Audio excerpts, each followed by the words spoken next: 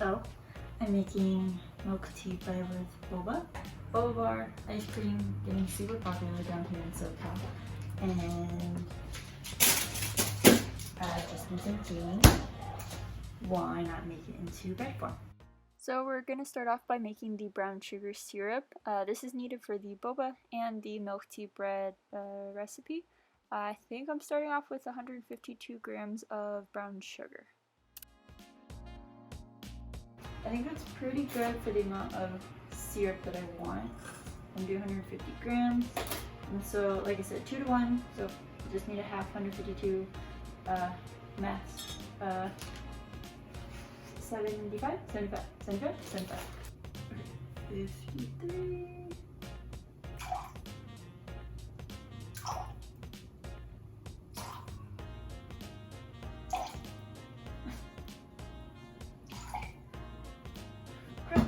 I'm at 80. I think it'll be okay. Making these precise measurements, but when it comes to sugar syrup, then man. So put on the stove, put it at medium heat, and just letting it come to a rapid boil. So right now you can see it's already starting, but I want all of it to be just yeah, it's reduced down a lot. This is really good consistency. It like barely moves, or it still moves. I want it to still move, but yeah. So now we're gonna pour it.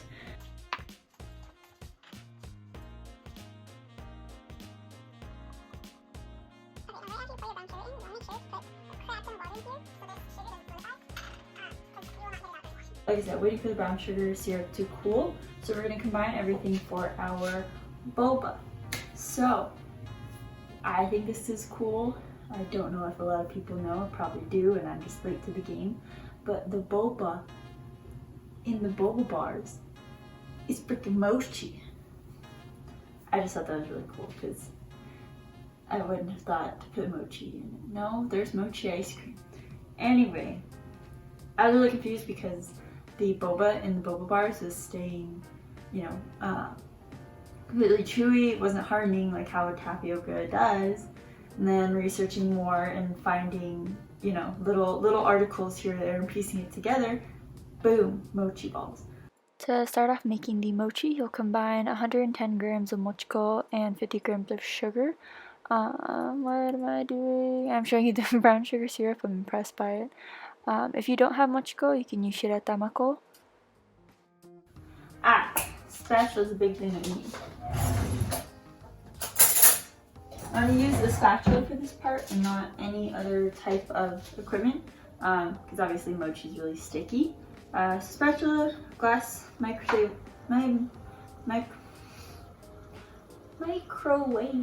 safe. And come in. Okay, so then just start mixing. Make sure there are no more lumps, everything's fully incorporated, and then you'll add your brown sugar syrup. I want to say I added 25 grams, but it was until I got a mocha-like color. Mix that in, and then I threw it into the microwave 1 minute increments, and until you get a mochi-like consistency. And on the side, I started preparing a baking sheet to place all of the mochi balls, so that way I could throw them in the freezer. You are not going to bake them again, just FYI. It took me about 5 1 minute increments.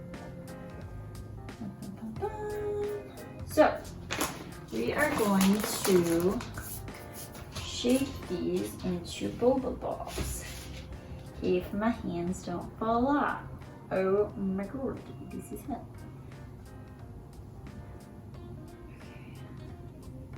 So unfortunately, you do want to cut in somewhat shape while it is still hot, which is very difficult considering I don't have hands of steel.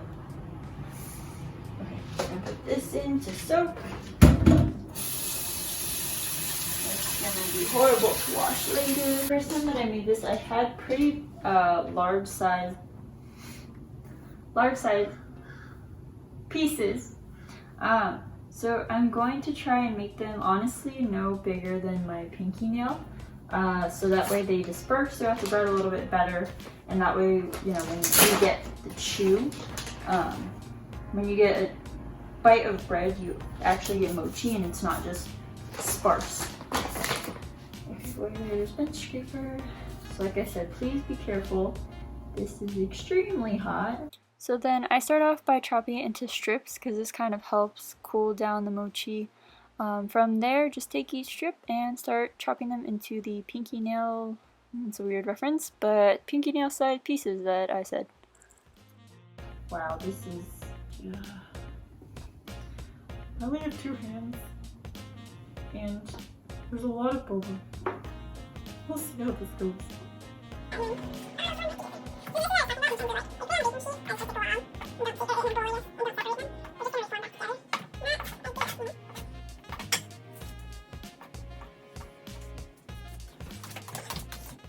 Sorry for that transition. So you're going to start making the bread portion of this bread recipe.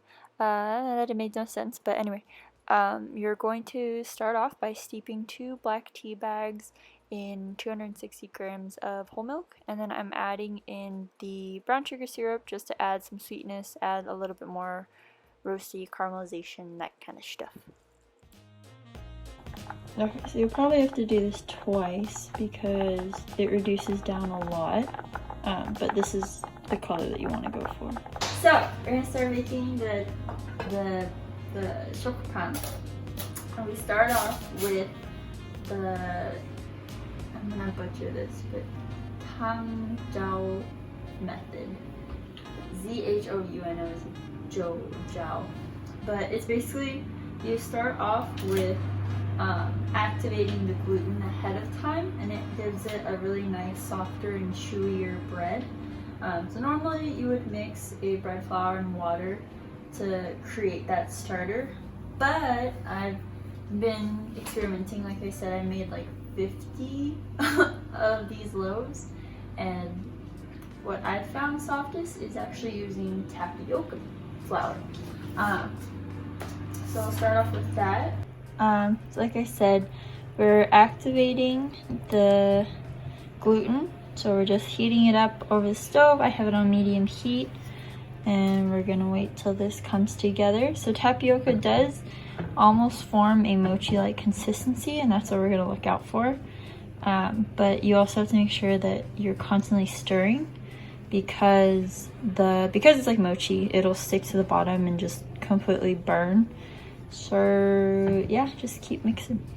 Okay, so as you can see, it was super fast, and you have to keep stirring or else this will stick to the bottom.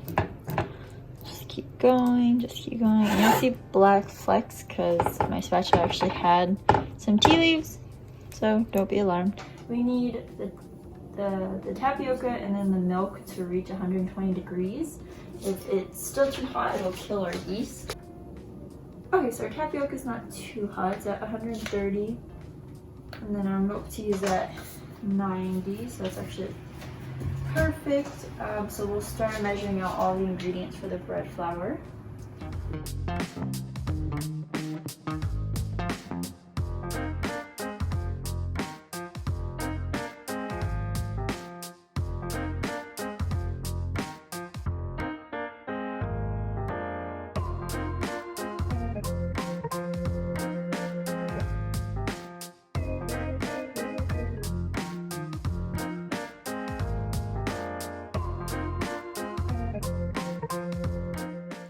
Okay, all of the dry ingredients are in the bowl, so go ahead and start mixing. While it's mixing, gradually add in that milk tea, and then you're going to crack 1 large whole egg. Make sure this egg is room temperature and not colder, because it will mess with the dough. So of course, with my first YouTube, I deleted all the footage of me actually shaping the bread. So this is on a future day when I'm making regular shokupan and not milk tea shokupan. But basically everything's the same in terms of the ingredients. I just don't have milk tea powder in here. But this is me adding in 50 grams of butter. So you guys can see I kind of smush it, make it a little bit warmer, just so it's easier to incorporate. And I can't believe I deleted my footage, it's fine.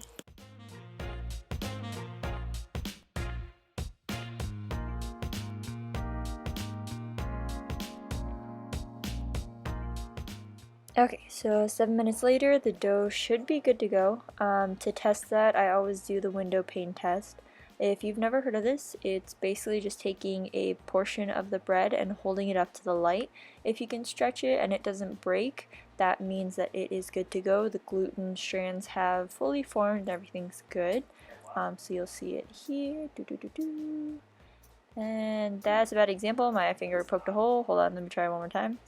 And oh, look at it. Beautiful.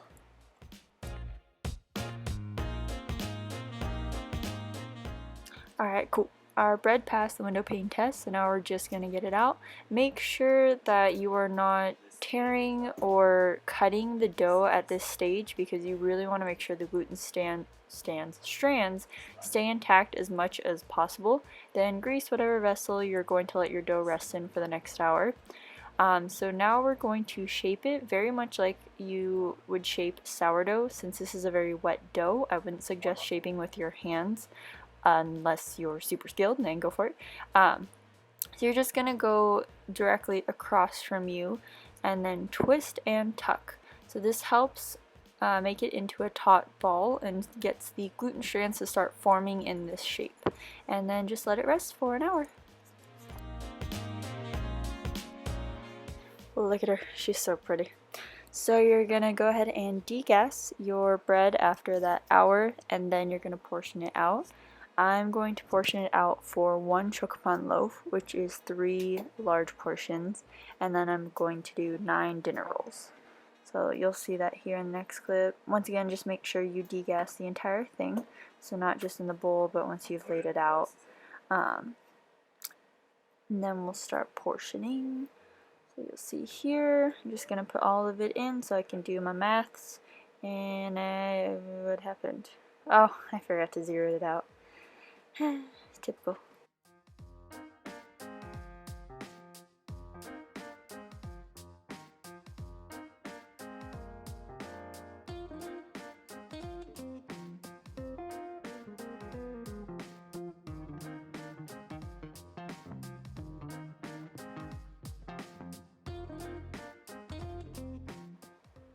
It's me again, who lost her footage. So I already shaped the 3 larger portions, but basically I flattened each piece that I cut off and then just gathered it into a bunch on one side, and then as you saw, kind of twisted it so it became a top ball again.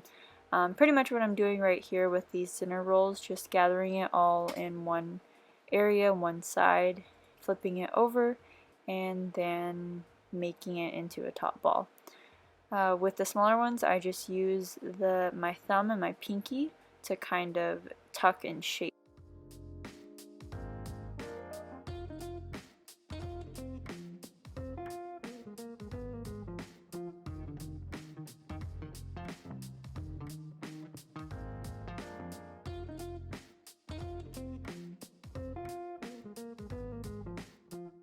For the final shaping of shokupan, you're going to take each portion, flatten it out, degas it once again, and then with a rolling pin, go ahead and roll it out long ways, because you're going to take that and actually fold it into thirds like an envelope, just like I'm doing right here. And then tuck it. You don't have to pinch anything down, but then rotate it, and once again long ways. You don't want to do it too thin, probably just maybe like 1/2 inch in thickness. Go ahead and roll it up, not too tightly, but just roll it up, pinch the bottom so it's sealed.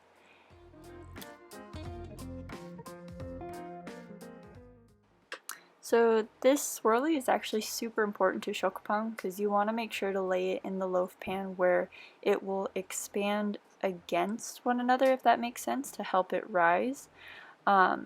So just repeat the process with the 2 others, and then I think I pause here. Yeah, so you want the first 2 that you put in to go the same way. So I have it curved this way, which is the same as the other one. Oh, there, I showed you. And then your last one is going to go opposite. And that's pretty much it for the loaf pan.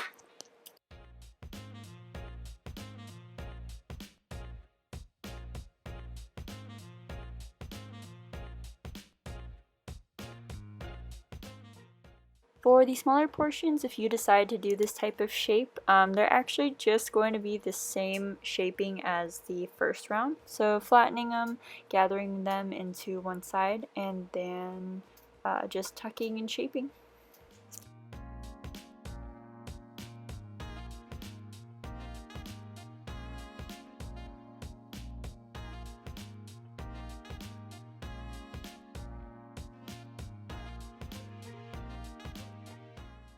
Well, look at that, I didn't lose this footage. So the milk tea bread went in at 350 degrees, rotated at 15 minutes, and then taken out after another 15 minutes. So hot. I'm actually gonna put some of the, oh, it won't flip over.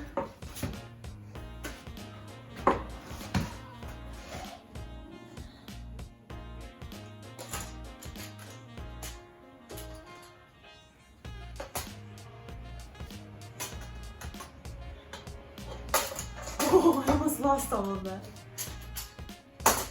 Perfect. Well, there's a lip. There's a lip. Oh, I almost lost it.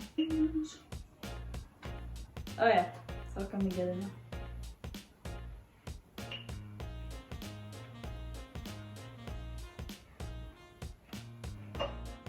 Damn.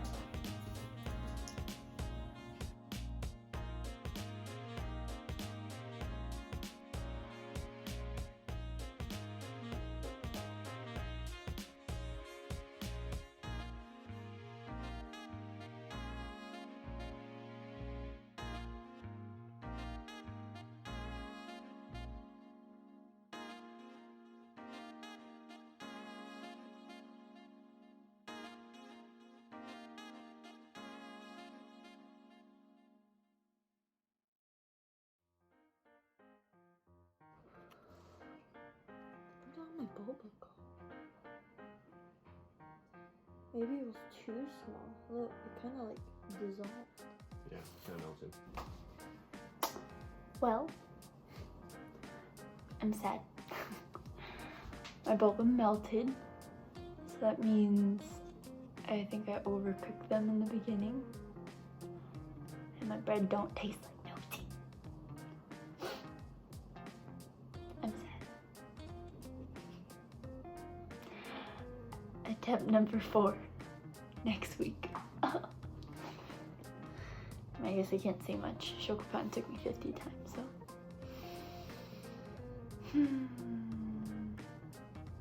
Okay.